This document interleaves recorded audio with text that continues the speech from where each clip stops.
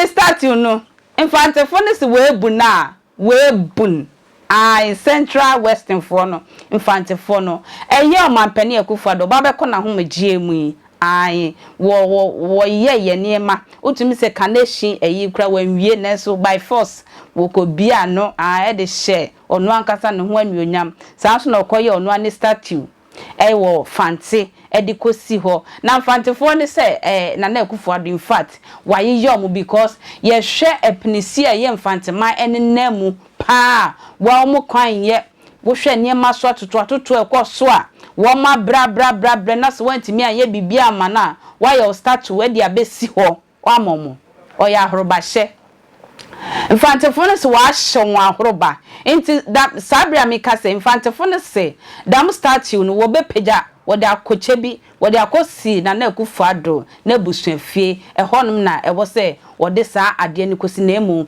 enye infanteman eye minister owo western region onu akasa e de nanum nsem kwa be fa so a wo mo de sa statue no be ko eye chebi back de akosi wo no wonu akasa de munchiremu aba eye 7 January a ye John Dramani swearing in ye chin wase no ne nsem a wo de tudwa no mayintie nimra I will finance my hair low bed my hair excavator you go to statue no one na ye that low bed do na ye da akwakufa do no krom chebi na ye de kesi na ebusuafie na nyim because now ba na obedi 8 years wo Ghana ha no apart from nebusuafo and you think you have that authority. I am telling you we will do it legally yeah from branch yensem we will do it legally we will relocate it to them John Mahama prayer or they are Mary or the Western region food and your development Yama industries in Western region now we relocate Kokumasi no and you be relocated the Nakufado the statue no na ye da ko oye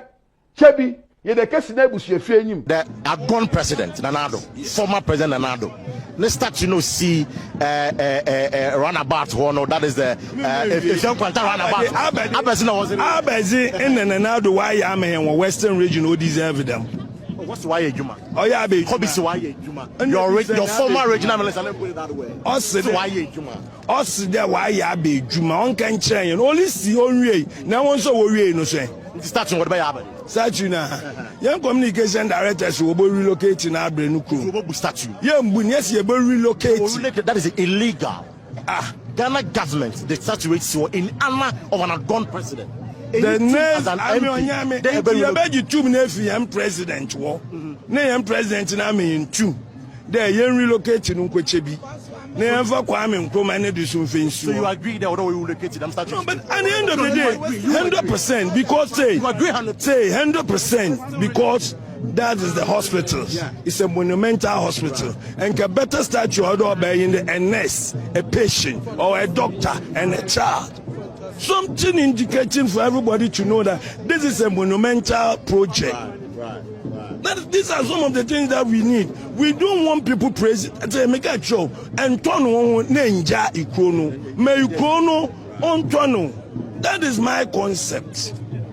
And Fantafon, we yes, ye buna.